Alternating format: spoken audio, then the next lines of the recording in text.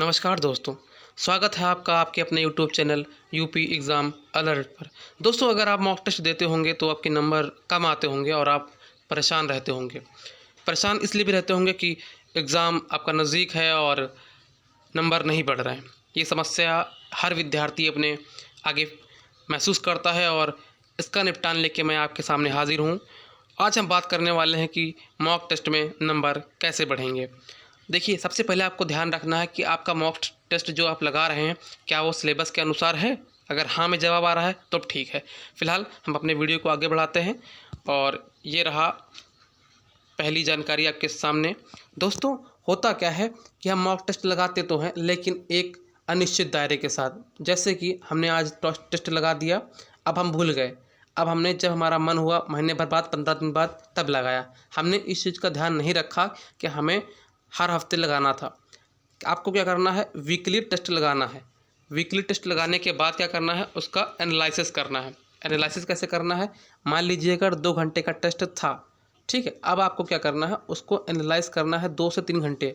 हर एक क्वेश्चन को 2 से 3 मिनट टाइम देना है। उसके नीचे जो डिटेल सॉल्यूशन लिखा होगा, अगर आप टेक्स्ट बुक पे लगाते होंगे तो आप देखेंगे उसके नीचे लिख के आता है। ठीक, अगर आपका एग्ज़ाम ओएमआर बेस है तो आप कोशिश ज़्यादा से ज़्यादा करें, बहुत मैक्सिमम टाइम में ज़्यादा करें कि ओएमआर पे ही लगाएं। बहुत कम है कि हाँ टेक्स्ट बुक पे दे दिए तो दे दिए, वैसा अलग। लेकिन अगर आप किसी कोचिंग वाले ऐप पे लगाते हैं आपने तो वो भी ठीक है, पर हमेशा ध्यान रखना सिलेबस के अनुसार हो और जो लेवल आपके एग्ज़ाम में आता है वो लेवल भी होना चाहिए।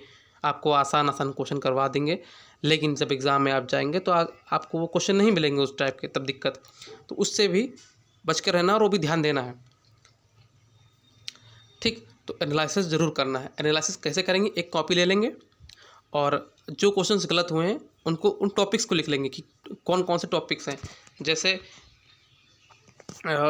मान लीजिए हमने सिंधु घाटी पढ़ा और सिंधु घाटी से हमारा कोई क्वेश्चन गलत हो चुका था। ठीक, हमने पहले पढ़ रखा है और गलत भी हो गया है, तो हम क्या करेंगे, उसको लिख लेंगे। हमने मैथ पढ़ा, मैथ का टेस्ट लगाया, मैथ के पोर्शन में हमारे नंबर सिस्टम से क्वेश्चन गलत हो गया, हमने उसको लिख लिया। जो जो गलत हो गए, पॉलिटी से हमारी नागरिकता से क्वेश्चन गलत हो गया, तो जहाँ जहाँ से भी गलत हुआ होगा हमने सब लिखा और उन सब टॉपिक्स को दोबारा पढ़ लिया हमने। ठीक, रिवाइज़ कर लिया दोबारा से ही। हमारे पास नोट्स होंगे, हमारे पास बुक्स होंगी, हम उनसे रिवीजन करेंगे। या फिर हम क्लासेस से पढ़ना चाह रहे हैं, यूट्यूब पे बहुत सारा कंटेंट पड़ा हुआ है, या फिर हमारे पास पेड क्लासेस हैं, पेड क्लासेस से पढ़ना चाह रहे हैं, कहीं से भी पढ़ लें, रिवाइज़ करना दोबारा से। ठीक, हर टॉपिक को दोबारा रिवाइज़ करेंगे, इससे भी स्कोर बढ़ेगा। मैं क्या बोला हूँ, रिवीजन करना है आपको, पीवाईक्यूज़ लगाने हैं आपको। ठीक, हाँ, पीवाईक्यूज़ शायद मैं बताना भूल गया पूरी तरह से। देखिए, पीवाईक्यूज़ कैसे लगाने हैं आपको, आप जो भी एग्ज़ाम की तैयारी कर रहे हैं, ठीक, सबसे पहले मैं आपको बता दूं कि किसी आपको एक एग्ज़ाम को टारगेट करना है। आपको मैक्सिमम एग्ज़ाम्स के लिए नहीं टारगेट करना है कि हाँ ये भी दे रहे हैं वो भी दे रहे हैं। आपने एक एग्ज़ाम टारगेट कर लिया, उसके बाद उसके पीवाईक्यूज़ लगा लिए, उसके बाद आपने क्या किया, वीकली टेस्ट लगाना शुरू कर दिया। ठीक, और आप नोट्स से रिविज़न करते चलेंगे किनकी, जिन टॉपिक से आपसे गलती हो रही उनकी। ठीक, पीवाईक्यूज़ में बताना भूल गया था, मैंने बता दिया। ठीक, पीवाईक्यूज़ भी लगाने हैं और एक ही एग्ज़ाम को टारगेट करना है। ध्यान रखना भाई, अगर आप बहुत सारे एग्ज़ाम रायता फैला लोगे, मान लो मैं यूपीएससी भी दे रहा हूँ और यूपी ट्रिपल एससी के एग्ज़ाम भी दे रहा हूँ, एसएससी के एग्ज़ाम भी दे रहा हूँ, बहुत दिक्कत हो जाएगी बड़े भाई।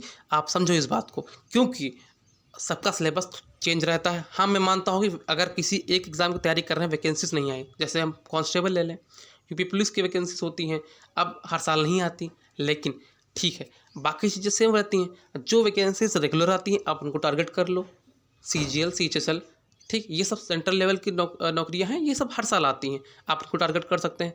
आप किसी और राज्य से देख रहे हैं, उत्तर प्रदेश से नहीं देख रहे हैं, वहाँ जो रेगुलर वैकेंसीज आती हैं उनको टारगेट करके चलना। लेकिन हमेशा कोशिश करना कि आप एक ही वैकेंसी की तैयारी अच्छे से करें। उससे क्या होता है, हमारा फोकस बना रहता है। हम फॉर एग्ज़ाम्पल आपसे बात कर लें कि जो व्यक्ति रोज़ खाना बनाता है और एक ही सब्ज़ी बनाता है, मान लीजिए आप कोई छात्र है, बाहर रहता है और आलू की सब्ज़ी बनाता है, हम लोग भी ऐसे ही बनाए हैं, तो मैं बता दूं वो उस चीज़ में एक्सपर्ट हो जाता है। ठीक, अब उससे जब भी आप आलू भुजिया बनाने के लिए बोलोगे तुरंत बना के रख देगा, लेकिन जब उससे आप पनीर बनाने के लिए बोलोगे तो दिक्कत हो जाएगी उसको। सेम यही बात मैं बोल रहा हूँ कि जिस काम को आप प्रतिदिन करेंगे, जिस सिलेबस को आप प्रतिदिन पढ़ेंगे, उसमें आप बहुत बेहतर हो जाएंगे। आज इस एग्ज़ाम की तैयारी कर रहे हैं, कल दूसरे एग्ज़ाम की तैयारी कर रहे हैं, रेलवे में जा रहे हैं, तैयारी कर रहे हैं, दिक्कत हो जाएगी, फिर बहुत दिक्कत हो जाएगी। ठीक, तो आज के लिए इतना ही था। चैनल को सब्सक्राइब कर लीजिएगा, मिलते हैं अगले वीडियो में, और इसको आप फॉलो करेंगे, यकीनन मैं बता दूं कि आपकी आपके मार्क्स बढ़ेंगे, आप अच्छा स्कोर करने लग जाओगे। और PYQs, ठीक, मॉक टेस्ट, रिवीजन और टेस्ट को अच्छे से एनालिसिस, ये सफलता का मूल मंत्र है।